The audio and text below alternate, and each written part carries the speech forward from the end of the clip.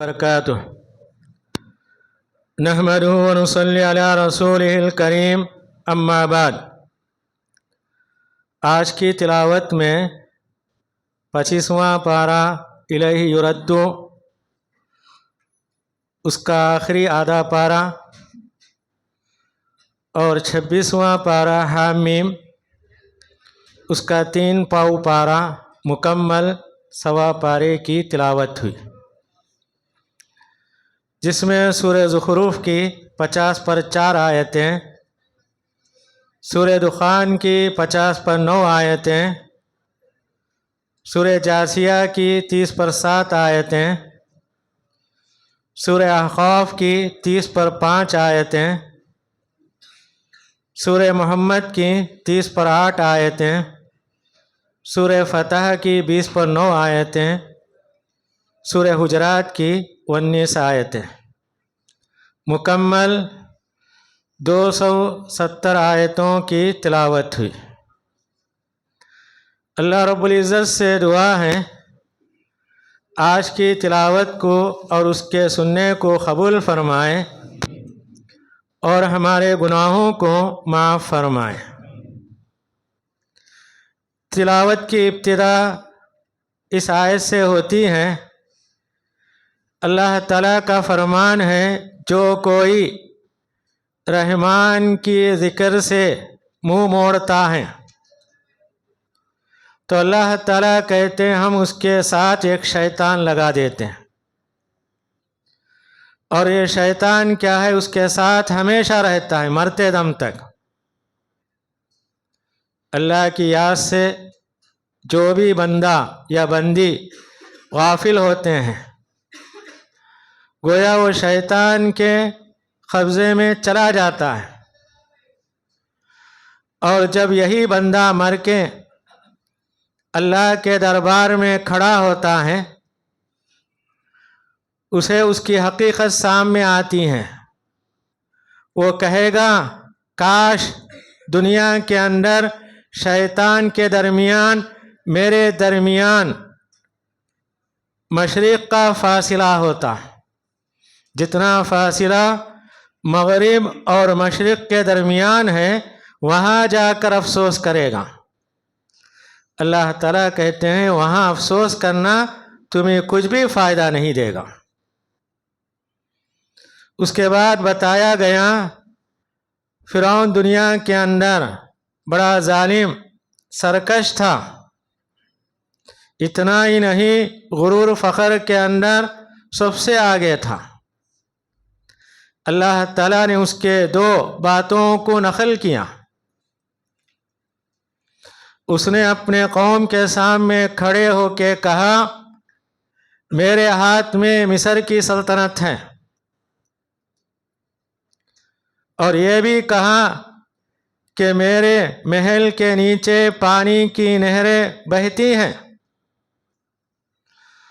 اور اس سے بھی بڑی بات اس نے یہ کہی میں موسیٰ علیہ السلام سے بہتر ہوں، کیونکہ موسیٰ علیہ السلام کے زبان میں لکونت تھی، بچپن میں آگ کا ٹکڑا انہوں نے اپنے منہ میں رکھ لیا، جس کے نتیجے میں لکونت ان کے زبان میں آیا کرتی تھی۔ انہوں نے اللہ سے دعا کی، اللہ تعالیٰ نے اس کو دور کر دیا۔ تو اس نے اپنے قوم کے سامنے یہ کہا میرے ہاتھ میں مصر کی سلطنت ہے، نہریں میرے محل کے نیچے سے گزرتی ہیں، میں موسیٰ علیہ السلام سے بہتر ہوں، موسیٰ علیہ السلام حقیر ہیں۔ تو آدمی جس بات پر غرور فخر کرتا ہے وہی اس کے لیے وبال ہوتا ہے۔ اس نے پانی پر فخر کیا، اللہ تعالیٰ اسی پانی میں ڈبو دیا۔ موسیٰ علیہ السلام کی زبان پر اعتراض کیا، پانی میں ڈوبتے ہوئے اس نے ایمان لانے کا اپنے زبان سے اقرار کیا، مگر اللہ کے نزدیک اس کا ایمان قابل قبول نہیں ہوا۔ تو دنیا کے اندر کتنے ظالم آئے، کتنے سرکش آئے، کتنے ظلم کرنے والے آئے، ہمارے سامنے ان کی تاریخ ہے، ان کی زندگی ہے۔ اللہ تعالیٰ بتاتے ہیں ظالم کو، سرکش کو دنیا کے اندر بقا نہیں، اگر بقا ہے اللہ کی اطاعت کرنے والوں کا، نیک لوگوں کا اللہ تعالیٰ دنیا کے اندر انہیں مقام اعزاز عطا فرماتے ہیں۔ پھر اللہ تعالیٰ نے یہ بتایا، عیسیٰ علیہ السلام اس دنیا میں آئے، اللہ کے بندے تھے، ان هو الا عبد انعمنا علیہ، وہ ہمارے بندے تھے، ہم نے ان کے اوپر بہت سارے انعامات کیے، ہم نے ان کو بنی اسرائیل کے لیے نمونہ بنایا، اور اللہ تعالیٰ نے ان کو آسمان پر اٹھا لیا۔ اللہ تعالیٰ کہتے ہیں وَإِنَّهُ لَعِلْمٌ لِلسَّاعَةِ، وہ قیامت کی ایک نشانی ہے۔ نبی کریم صلی اللہ علیہ وسلم نے 10 نشانیوں کا ذکر کیا، اس میں سے ایک نشانی یہ ہے کہ قیامت کے قریب عیسیٰ علیہ السلام آسمان سے اتریں گے۔ فَلَا تَمْتَرُنَّ بِهَا، اللہ تعالیٰ کہتے ہیں یہ واقعہ صحیح ہے، عیسیٰ علیہ السلام آنے والے ہیں، اس کے بارے میں ذرا برابر شک نہیں کرنا چاہیے۔ سورت کے آخر میں اللہ تعالیٰ نے جہنم کا ذکر کیا، جہنم میں نافرمان ہمیشہ رہنے والے ہیں۔ جنت اور جہنم والوں کا فیصلہ کرنے کے بعد جہنم والے عذاب کا مزہ چکھتے ہوں گے، عذاب انہیں دیا جاتا ہوگا، عذاب کو برداشت کرنے کے بعد بے صبرے ہو کر وہ جہنم کے فرشتے کو آواز دیتے ہیں وَنَادَوْا يَا مالک، جہنم کا فرشتہ جس کا نام مالک ہے اسے پکاریں گے کہ تم اپنے رب سے کہو ہمارا فیصلہ کر دے، موت دے دے، کہ ہم جہنم کے سزا کو برداشت نہیں کر سکتے۔ فرشتہ کہے گا انکم ماکثون، موت نہیں آئے گی، تمہیں ہمیشہ رہنا ہے۔ جہنم اللہ کے عذاب کا ایک مظہر ہے، اللہ تعالیٰ اس کے اندر اپنے نافرمانوں کو داخل کرتے ہیں، جو اس کے اندر نافرمان جائے گا وہاں سے نکلنا ناممکن ہے۔ اور عذاب دینے والے فرشتے ایسے ہوتے ہیں کہ اللہ تعالیٰ کہتے ہیں کہ وہ اللہ کی اطاعت کرنے والے، اللہ کی نافرمانی کرنے والے نہیں ہوتے۔ نبی کریم صلی اللہ علیہ وسلم نے کہا معراج میں نے جہنم کا فرشتہ مالک اس سے ملاقات کی، میں نے دیکھا اس کے چہرے پہ مسکراہٹ نہیں تھی، تو آپ نے جبرائیل علیہ السلام سے پوچھا، جبرائیل علیہ السلام نے کہا جب سے جہنم بنی آج تک اس کے چہرے پہ مسکراہٹ نہیں ہے، کیونکہ اس کے سامنے ہمیشہ جہنم کا نشہ، اس کی سزائیں رہتی ہیں، وہ سزاؤں کو دیکھ کر وہ کیسے مسکرائے گا۔ تو اللہ تعالیٰ یہی کہتے ہیں کہ جہنم والے عذاب کو دیکھ کر، عذاب کو برداشت کرتے ہوئے بے قابو ہو کر موت کی تمنا کریں گے، مگر موت نہیں آئے گی۔ اس سے بڑھ کر نبی کریم صلی اللہ علیہ وسلم نے کہا جب جنت اور جہنم کے درمیان فیصلہ کر دیا جائے گا، اللہ تعالیٰ ایک بکرے کو لائیں گے، جنت والے اور جہنم والوں سے کہیں گے دیکھو، سارے لوگ گردنیں اٹھا کر دیکھیں گے، اللہ تعالیٰ کہیں گے یہ تمام کی موت ہے۔ اللہ تعالیٰ موت کو ذبح کر دیں گے، اس کے بعد کسی کی موت نہیں آئے گی۔ اس دنیا کے اندر جو بھی مرتا ہے اس کی موت زندہ ہوتی ہے، موت کو زندہ رکھتا ہے۔ جنت والے جنت میں جانے کے بعد، جہنم والے جہنم میں جانے کے بعد موت کی موت دیکھیں گے۔ جنت والوں کو خوشی ہوگی ہم کو ہمیشہ رہنا ہے، جہنم والوں کے لیے بربادی ہوگی، ان کے لیے عذاب کے اندر ہمیشہ رہنا ہے۔ اس کے بعد والی سورت سورہ دخان ہے۔ ابتدائی آیتوں میں اللہ تعالیٰ نے قرآن کی عظمت کا ذکر کرتے ہوئے کہا کہ ہم نے اسے مبارک رات میں نازل کیا۔ مبارک رات سے مراد لیلۃ القدر، شب قدر، اسی کی تلاش میں، اسی کے اجر و ثواب میں ہم یہاں جمع ہوئے ہیں۔ اللہ سے دعا ہے کہ اللہ تعالیٰ ہمارے جمع ہونے کو اور ہمارے محنت کرنے کو قبول فرمائے۔ تو اللہ تعالیٰ کہتے ہیں ہم نے اس قرآن کو لیلۃ القدر میں نازل کیا۔ پھر کہتے ہیں اس رات کے اندر محکم فیصلے ہوتے ہیں. آنے والے شب قدر تک جو کچھ دنیا میں ہونے والا ہے اللہ تعالیٰ فرشتوں کے حوالے کرتے ہیں. آنے والے شب قدر تک کون دنیا میں آنے والا ہے، کون دنیا سے جانے والے ہیں، کون فقیر ہوگا، کون مالدار ہوگا، کسے عزت ملے گی، کسے ذلت ملے گی، کس کو کتنی روزی ملنا ہے، یہ سارے فیصلے اللہ تعالیٰ اس رات کے اندر فرشتوں کے حوالے کرتے ہیں. اس کے بعد اللہ تعالیٰ نے قیامت کی 10 نشانیوں میں سے ایک نشانی دھواں. نبی کریم صلی اللہ علیہ وسلم نے کہا دھواں آئے گا، ہر جگہ دھواں نظر آئے گا، یہ قیامت کی ایک نشانی ہے. اس کے بعد اللہ تعالیٰ نے یہ کہا فرعون اور اس کا سارا لشکر پانی میں ڈوب گیا. اللہ تعالیٰ کہتے ہیں فما بکت علیہم السماء والارض وما كانوا منذرین. اس کے ڈوبنے پر نہ آسمان رویا نہ زمین روئی، نہ ان کو مہلت دی گئی. نبی کریم صلی اللہ علیہ وسلم نے کہا جب نیک آدمی زمین پر چلتا ہے زمین اس کے لیے دعا دیتی ہے، جب مر جاتا ہے خبر اسے اپنے اندر آنے کی دعوت دیتی ہے، اس کا اعزاز ہوتا ہے، اس کی عزت ہوتی ہے. وہی برا آدمی ظالم سرکش زمین پر چلتا ہے زمین اس کے لیے بدعا کرتی ہے. جب وہ مرتا ہے وہ کہتی ہے میرے پیٹھ پر بدترین آدمی تھا، میرے پیٹ کے اندر آ رہا. تو اللہ تعالیٰ یہی کہتے ہیں فرعون اس کا سارا لشکر پانی میں ڈوب گیا، نہ آسمان رویا نہ زمین روئی. اللہ تعالیٰ کہتے ہیں دنیا میں ایسے لوگ بھی آئے ان کے جانے کے بعد آسمان اور زمین کے اندر تہلکہ مچ جاتا ہے. مثال کے طور پر نبی کریم صلی اللہ علیہ وسلم نے کہا جب سعد بن معاذ رضی اللہ تعالیٰ عنہ کا انتقال ہوا اللہ کا عرش ہل گیا، ان کے جنازے میں 70,000 فرشتے شامل ہوئے. ایسے نیک لوگوں کی اللہ کے نزدیک قدر ہوتی ہے، زمین سے لے کر آسمان تک ان کے اندر ایک غم کی لہر دوڑتی ہے.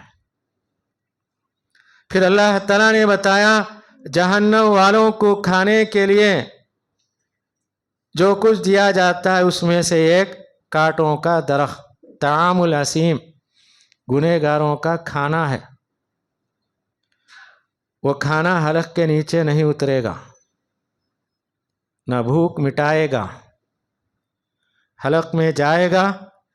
اللہ تعالیٰ کہتے ہیں گرم پانی کی طرح کھولے گا، پیٹ ویسا ہی رہے گا. تو اللہ تعالیٰ کہتے ہیں اوپر جسم کے اوپر آگ اور پیٹ کے اندر کانٹوں والا درخت جائے گا، اس کی حرارت کی وجہ سے پیٹ کے اندر گرم پانی کے کھولنے کی طرح وہ منظر آئے گا. پھر اللہ تعالیٰ کہتے ہیں اس کے اوپر اس کے سر کے اوپر گرم پانی ڈالا جائے گا. گرم آگ کے اوپر گرم پانی، اس کے جسم کی حالت کیا ہوگی؟ نہ اس کا جسم سڑے گا نہ گلے گا، صرف چمڑے جلتے رہیں گے. سورت کے آخر میں اللہ تعالیٰ یہ کہتے ہیں جنت والے جنت میں جاتے ہیں، نعمتوں سے فائدہ اٹھاتے ہیں. اللہ تعالیٰ کہتے ہیں فضلا من ربک، تمہارے رب کی مہربانی کی وجہ سے یہ نعمتیں ملی. کوئی دعویٰ نہیں کر سکتا جنت میں میں اپنے اعمال کے بل بوتے جاؤں گا. نبی کریم صلی اللہ علیہ وسلم نے کہا تم میں سے کوئی اپنے عمل کی بنیاد پر جنت میں نہیں جائے گا یہاں تک کہ اللہ کا فضل، اس کی رحمت تم پر شامل حال نہ ہو. صحابہ نے نبی کریم صلی اللہ علیہ وسلم سے پوچھا کیا آپ بھی اللہ کے فضل کے بغیر جنت میں نہیں جا سکتے؟ آپ نے کہا میں بھی اللہ کے فضل کے بغیر جنت پہ نہیں جا سکتا. تو جنت کیا ہے؟ اللہ کا انعام، اللہ کا فضل ہے. اللہ تعالیٰ ہمیں اپنے فضل کی بنیاد پر جنت میں داخل کرتے ہیں۔ اللہ تعالیٰ یہی کہتے ہیں فضلا من ربک، یہ تمہارے رب کا فضل ہے، اس کا انعام ہے۔ اس کے بعد والی سورہ سورہ احقاف ہے۔ اس کے بعد والی سورہ سورہ جاسیہ۔ جاسیہ کے معنی گھٹنوں کے بل کھڑے ہونا۔ قیامت کی ہولناکی بیان کی گئی۔ جب جہنم کو لایا جائے گا، تمام لوگ جہنم کو دیکھیں گے، جہنم سانس لے گی، اس کی حرارت سارے لوگ محسوس کریں گے۔ صحیح حدیث کے اندر ہے، ابراہیم علیہ السلام کہیں گے اے اللہ، آج میں اپنے بارے میں تجھ سے سوال کرتا ہوں، مجھے جہنم سے بچا۔ حضرت عیسیٰ علیہ السلام کہیں گے اے اللہ، آج میں تجھ سے جہنم سے پناہ مانگتا ہوں اپنے لیے، میں اپنے والدہ کے بارے میں تجھ سے سوال نہیں کروں گا۔ تو جہنم سے ہر ایک پناہ مانگتا ہے۔ اللہ کے پیغمبر خود پناہ مانگتے ہیں۔ نبی کریم صلی اللہ علیہ وسلم نے ہمیشہ جہنم سے پناہ مانگا کرتے تھے۔ تشہد کے اندر آپ نے بہت ساری دعاؤں کا اہتمام کیا کرتے، اس کے اندر ایک دعا یہ بھی ہے جہنم سے پناہ مانگنے کی۔ اس کے بعد اللہ تعالیٰ کہتے ہیں سارے لوگ گھٹنوں کے بل بیٹھے ہوں گے، ان کے سامنے ان کا نام اعمال پیش کیا جائے گا۔ اللہ تعالیٰ کہیں گے ھذا کتابنا ینطق علیکم بالحق، یہ ہماری کتاب ہے، نام اعمال تمہارے سامنے حق کے ساتھ بیان کرے گی۔ یہ کتاب جھوٹی کتاب نہیں ہے۔ ہمارے معزز فرشتے اس کو لکھا کرتے تھے، جو تم نے کیا فرشتوں نے لکھا، وہی پڑھ کے تمہارے سامنے سنایا جائے گا۔ اس کے بعد اللہ تعالیٰ کہتے ہیں جن لوگوں نے نیک عمل کیا ایمان کی حالت میں ہم ان کو جنت میں داخل کریں گے۔ جو کافر مشرک ہے اللہ تعالیٰ کہتے ہیں وہ دنیا کے اندر مجرم قوم تھے، ان کا ٹھکانہ جہنم ہے۔ اس کے بعد والی سورہ سورہ احقاف ہے۔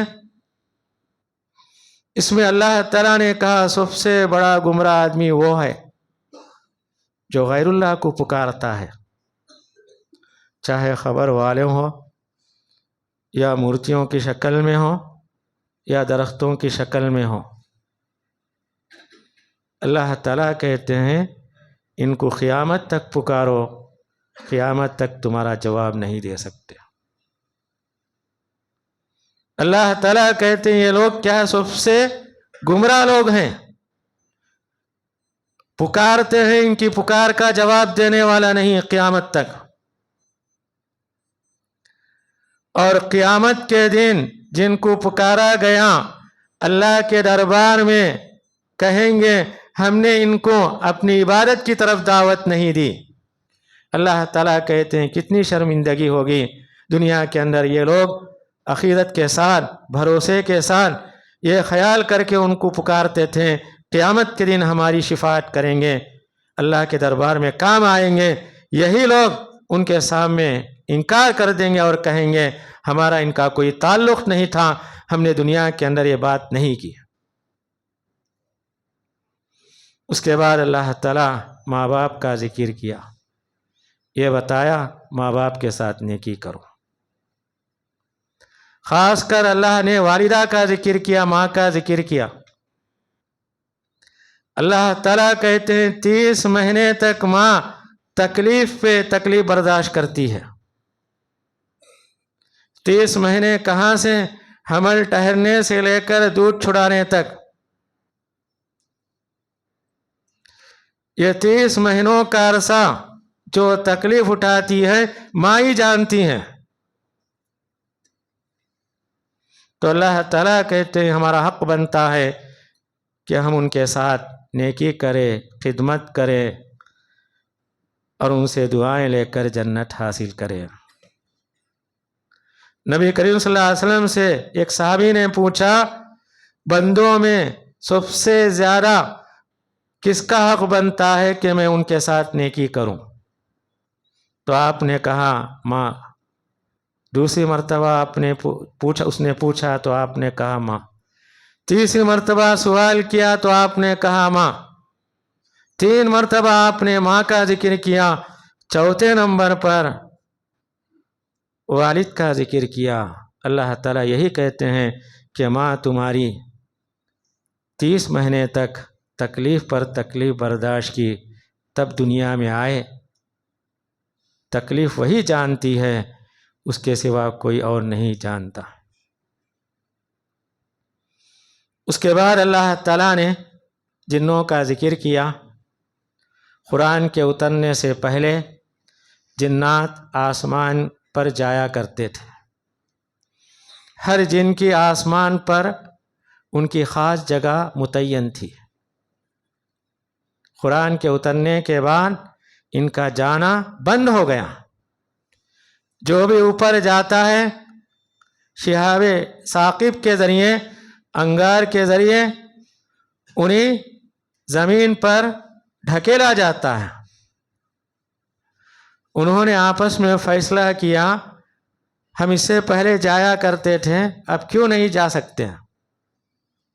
انہوں نے یہ سوچا زمین کے اندر کوئی نیا واقعہ پیش آیا، زمین کے اندر تلاش کرو، گھومو، تمہیں معلوم ہو جائے گا. تو جنات کی ایک جماعت نبی کریم صلی اللہ علیہ وسلم مقام نخلا پر قرآن مجید کی تلاوت کر رہے تھے نماز میں، وہاں پہنچے. انہوں نے قرآن کو غور سے سنا. سننے کے بعد وہ سارے کے سارے مسلمان ہو گئے. انہوں نے یہ اندازہ لگایا یہ قرآن کے نازل ہونے کی وجہ سے ہمارا اوپر جانا بند ہو گیا. یہ سارے مسلمان ہو گئے. اپنی قوم میں آ کر انہوں نے اسلام کی تبلیغ کرتے ہوئے کہا ہم نے ایک کتاب سنی جو موسیٰ علیہ السلام کے بعد، تورات کے بعد نازل ہوئی. یہ کتاب ہمیں سیدھے راستے کی طرف رہنمائی کرتی ہے.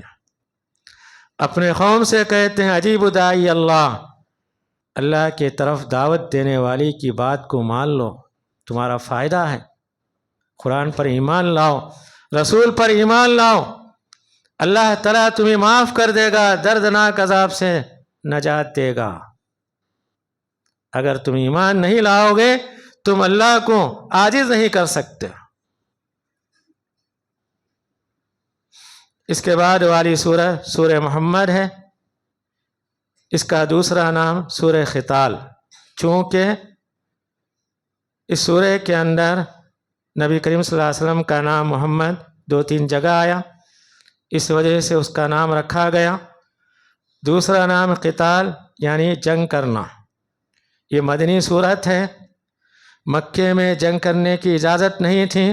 صبر کرنا اور اس کا دفاع کرنا یہی بتایا گیا. مدینہ آنے کے بعد مسلمانوں کی طاقت میں اضافہ ہوا. اللہ تعالیٰ کہتے اب لڑائی کا موقع آ جائے، میدان جنگ کے اندر کافروں سے ڈٹ کر مقابلہ کرنا. اس میں پیچھے ہٹنے کی ضرورت نہیں. اگر گردنیں کاٹنے پڑے اس کے لیے تیار ہو جاؤں. اور اللہ تعالیٰ کہتے ہیں اگر کوئی مسلمان کافروں کے ہاتھ سے شہید ہو گیا تو اللہ تعالیٰ کہتے ہیں اس کا عمل برباد نہیں ہوگا. نبی کریم صلی اللہ علیہ وسلم نے کہا جو اللہ کے راستے میں شہید ہوا اللہ تعالیٰ اس کا خون کا خطرہ گرنے سے پہلے زمین پر اس کے گناہ کو معاف کر دیتے، قبر کے عذاب سے محفوظ ہوتا ہے، جنت میں اس کا ٹھکانہ دکھایا جاتا ہے. تو اللہ تعالیٰ یہی کہتے ہیں میدان جنگ کے اندر مقابلہ ہوتا ہے، ڈٹ کر مقابلہ کرنا. یہ اس دور میں کہا گیا. غیر مسلموں نے انہیں آیات کو اس جیسے آیتیں جہاں بھی ہیں انہوں نے کہا کہ اسلام کافروں کو قتل کرنے کا حکم دیتا. جو ہم سے لڑنے آتے ہیں ان کے مقابلے میں اللہ تعالیٰ نے یہ حکم دیا ہے. مدینے کے اندر کئی کافر تھے، یہودی تھے، کہیں بھی نبی کریم صلی اللہ علیہ وسلم نے یہ نہیں کہا کہ ان کو قتل کر دو. پھر اللہ تعالیٰ یہ کہتے ہیں اگر ہم اللہ کی مدد چاہتے ہیں، اللہ کے دین کی مدد کرنا، ان تنصر اللہ ینصرکم، اگر تم اللہ کے دین کی مدد کرو گے اللہ تعالیٰ ہماری مدد کرے گا، ہمارے قدموں کو جمائے گا دین پر، میدان جنگ پر۔ پھر اللہ تعالیٰ نے جنت کے 4 نہروں کا ذکر کیا۔ پہلی نہر پانی کی، جس کے اندر کبھی بھی بدبو نہیں ہوگی۔ دوسری نہر دودھ کی، اس کا ٹیسٹ کبھی بھی نہیں بدلے گا۔ تیسری نہر شراب کی، پینے والوں کو ہمیشہ مزیدار ہوگا، اس کا ذائقہ کبھی بھی نہیں بدلے گا۔ چوتھی نہر شہد کی، اللہ تعالیٰ کہتے ہیں بالکل صاف و شفاف شہد ہوگا۔ اس کے بعد اللہ تعالیٰ نے جہنم والوں کا ذکر کرتے ہوئے یہ کہا کہ جہنم والوں کو گرم پانی پینے کے لیے دیا جائے گا، وہ پیتے ہی ان کے پیٹ کے اندر جتنے انتڑیاں ہیں ٹکڑے ٹکڑے ہو جائیں گے۔ اللہ تعالیٰ یہی کہتے ہیں جہاں نیک بندوں کے لیے میٹھی چیزیں، پانی، شہد وغیرہ دیا جاتا ہے، وہی جہنم والوں کو گرم پانی پینے کے بعد ان کی انتڑیاں ٹکڑے ٹکڑے ہو جائیں گی، تو پیٹ کا کیا حل ہوگا؟ اللہ تعالیٰ غور کرنے کا ہمیں حکم دیتے ہیں۔ اس کے بعد اللہ تعالیٰ نے یہ بتایا دنیا کے اندر جو کوئی آدمی ترقی کرتا ہے، ترقی کرنے کے بعد سب سے پہلے فساد کرتا ہے، اپنے رشتوں کو توڑتا ہے۔ خاص کر منافقوں کے تعلق سے یہ بتایا گیا، مدینے کے اندر منافقین جب کبھی اللہ تعالیٰ ان کو سہولت یا دنیاوی دولتوں سے نوازتے ہیں، ان کا کام یہی ہوتا ہے مسلمانوں کے درمیان فساد کرنا، اپنے رشتوں کو توڑنا۔ اللہ تعالیٰ کہتے ہیں ایسا مت کرو، کیونکہ رشتوں کو جوڑنے سے اللہ تعالیٰ عمر کے اندر، روزی کے اندر برکت دیتے ہیں۔ دنیا دار انسان یہ سمجھتا ہے میرے پاس دولت ہے، رشتہ داروں کو بانٹنے سے دولت ختم ہو جائے گی۔ اسلام یہ کہتا ہے دولت ملنے کے بعد رشتوں کو جوڑو، اللہ تعالیٰ تمہارے عمر کے اندر، روزی کے اندر برکت دے گا۔ اس کے بعد اللہ تعالیٰ یہ کہتے ہیں اللہ کے راستے میں مال خرچ کرو۔ خرچ کرنے کا فائدہ کیا ہے؟ ہمارے دلوں کے اندر جو کینہ کپٹ ہے اللہ تعالیٰ دور کر دیتے ہیں۔ بخیل کے اندر کینہ کپٹ ہوتا، وہ خرچ نہیں کرتا، اس کے دل کے اندر دوسروں سے محبت نہیں ہوتی۔ کوئی مانگنے کے لیے آتا تو یہ سمجھتا کہ وہ میرے پاس آ رہا ہے، وہ خوش نہیں ہوتا، نفرت کرتا ہے۔ اللہ تعالیٰ یہی کہتے ہیں تم خرچ کرو، اللہ تعالیٰ تمہارے دلوں کے اندر جو کینہ کپٹ ہے، دشمنی ہے، نفرت ہے، اللہ تعالیٰ اسے دور کر دیتے ہیں۔ اس کے بعد والی سورت سورہ فتح، پوری سورت کے اندر اللہ تعالیٰ نے حدیبیہ کا واقعہ بیان کیا۔ سن 6 ہجری میں نبی کریم صلی اللہ علیہ وسلم نے خواب دیکھا کہ آپ کعبۃ اللہ کا طواف کر رہے ہیں۔ چونکہ نبیوں کا خواب سچا ہوتا ہے تو آپ نے اعلان کرایا کہ عمرے کے لیے جا رہے ہیں، تو تقریباً 1400 صحابہ جمع ہو گئے۔ حدیبیہ کے موقع پر پہنچے، مکے والوں نے روک دیا یہ کہہ کر کہ تم لوگوں نے ہم سے اجازت نہیں پوچھ کے یہاں آئے۔ نبی کریم صلی اللہ علیہ وسلم ٹھہر گئے اور آپ نے ان کو بتایا ہمارا مقصد کیا ہے، لڑائی کا نہیں، صرف عمرہ کرنے کے لیے آئے۔ ادھر سے خاصید آئے، ادھر سے خاصید گئے، مگر معاملہ نہیں سلجھا۔ تو نبی کریم صلی اللہ علیہ وسلم نے حضرت عثمان رضی اللہ تعالیٰ عنہ کو سمجھانے کے لیے بھیجا کہ آپ مکے والوں کو سمجھاؤ ہم عمرہ کرنے کے لیے آئے۔ حضرت عثمان گئے، مکے والوں نے کہا اگر آپ عمرہ کرنا چاہتے ہیں کر لو۔ حضرت عثمان رضی اللہ تعالیٰ عنہ نے کہا میں اپنے نبی کے بغیر عمرہ نہیں کر سکتا۔ انہوں نے عمرہ نہیں کیا، ان کو روک لیا، یہ بات پھیلا دی، حضرت عثمان رضی اللہ تعالیٰ عنہ شہید کر دیے گئے۔ تو نبی کریم صلی اللہ علیہ وسلم کو غیب کا علم نہیں تھا، تو آپ نے ایک درخت کے نیچے جسے بیت رضوان کہا جاتا ہے، آپ نے حضرت عثمان رضی اللہ تعالی عنہ کے بدلے کا آپ نے ذکر کیا اور یہ کہا کہ ہم ان کا بدلہ لے کر مدینہ جائیں گے۔ اپنے ایک ہاتھ کو کہا یہ عثمان کا ہاتھ ہے، اور دوسرا ہاتھ آپ نے یہ کہا کہ میں بیعت کرتا ہوں ان کے قاتلوں کا بدلہ لینے کے لیے۔ تمام صحابہ نے، تقریباً 1400 صحابہ، ایک روایت کے اندر 1500 صحابہ تھے، بیعت کی۔ نبی کریم صلی اللہ علیہ وسلم نے کہا اس وقت جتنے صحابہ نے بیعت کی وہ سارے کے سارے جنتی ہیں۔ اس کے بعد معلوم ہوا یہ خبر غلط ہے۔ اس کے بعد صلح صفائی کے لیے مکے سے چند لوگ آئے، نبی کریم صلی اللہ علیہ وسلم کے پاس بیٹھے۔ نبی کریم صلی اللہ علیہ وسلم نے حضرت علی رضی اللہ تعالیٰ عنہ سے کہا کہ صلح لکھو، تو حضرت علی رضی اللہ تعالیٰ عنہ نے بسم اللہ الرحمن الرحیم لکھا۔ مکے والوں نے کہا ہم الرحمن الرحیم نہیں جانتے، ہم بسم کا اللہم وہی جانتے ہیں، وہی لکھو۔ لکھا گیا۔ نبی کریم صلی اللہ علیہ وسلم نے کہا یہ صلح محمد الرسول اللہ کے جانب سے ہے۔ مکے والوں نے کہا ہم آپ کو رسول نہیں مانتے، رسول اللہ مٹا دو۔ محمد بن عبداللہ کے بیٹے محمد کے جانب سے ہیں۔ حضرت علی رضی اللہ تعالیٰ عنہ نے رسول اللہ لکھا، نبی کریم صلی اللہ علیہ وسلم نے کہا اسے مٹا دو۔ آپ مٹانے کے لیے تیار نہیں ہوئے، میں اپنے ہاتھ سے رسول اللہ لکھا، میں کیسے مٹا سکتا ہوں؟ نبی کریم صلی اللہ علیہ وسلم کو لکھنا پڑھنا نہیں آتا تھا، آپ نے بتایا وہ کہاں ہے، بتایا گیا، آپ نے مٹا دیا۔ اس کے بعد لکھا گیا مسلمان اس سال واپس چلے جائیں گے، آئندہ سال عمرے کے لیے آئیں گے۔ اور یہ بات بھی لکھی گئی اگر مکے کا کوئی آدمی مسلمان بن کے مدینہ آتا ہے مدینے والے واپس کر دیں گے، اگر مدینہ کا کوئی مسلمان مکہ جاتا ہے مکے والے واپس نہیں کریں گے۔ بہت سارے شرائط ہیں، اس کے اندر 3 شرطیں میں نے آپ کو سنائی۔ اس کے اندر صحابہ کا غصہ زیادہ ہو گیا، حضرت عمر رضی اللہ تعالیٰ عنہ غضبناک ہو گئے، انہوں نے کہا ہم حق پر ہیں، ہم دب کر صلح کیوں کریں؟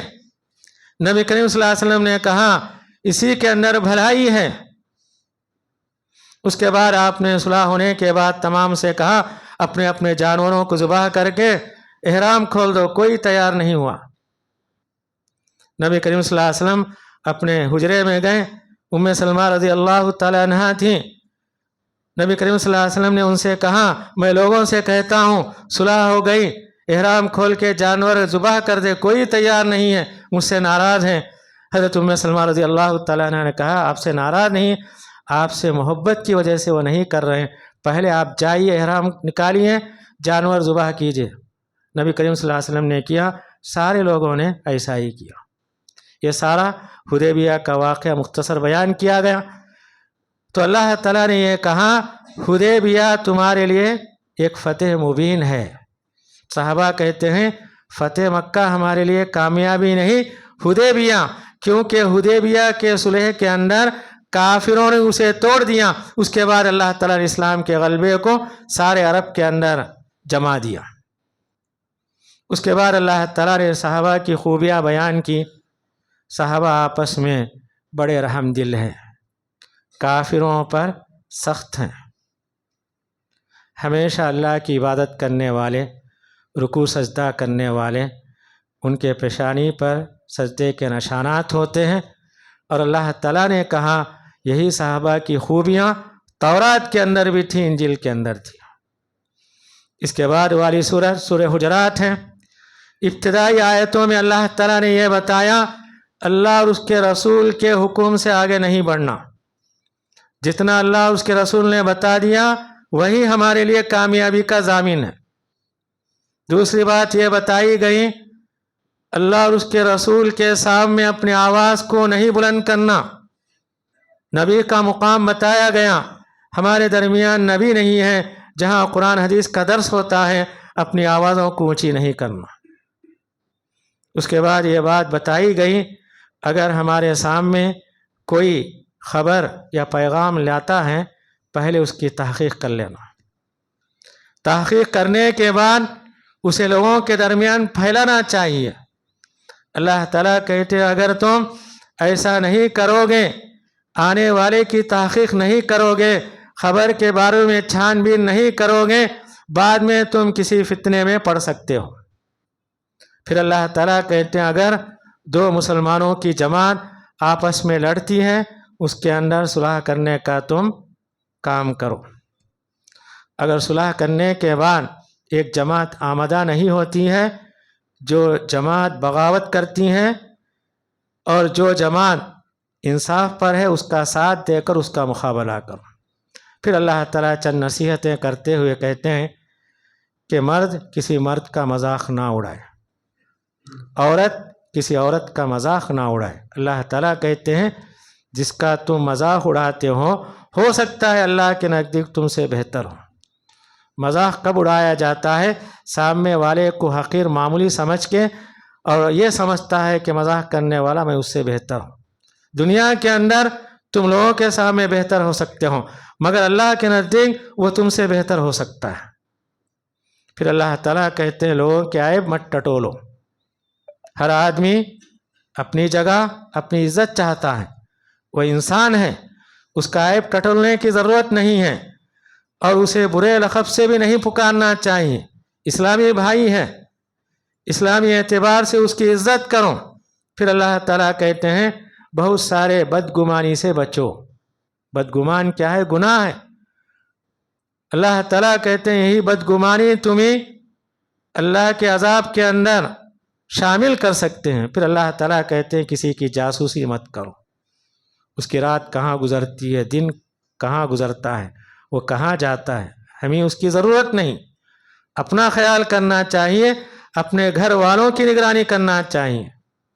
پھر اللہ تعالیٰ کہتے ہیں غیبت مت کرو۔ غیبت کسے کہتے ہیں؟ کسی کے پیٹھ پیچھے اس کی برائی کرنا۔ اللہ تعالیٰ مثال دے کر کہتے ہیں اگر تمہارا بھائی مرا پڑا ہوا ہے، کیا اس کا گوشت تم کھانا پسند کرو گے؟ کوئی آدمی اپنے سگے مرے ہوئے بھائی کا گوشت کھانا پسند نہیں کرے گا۔ اللہ تعالیٰ کہتے ہیں یہی غیبت ہے، غیبت کرنا اپنے مردار بھائی کا گوشت کھانا ہے۔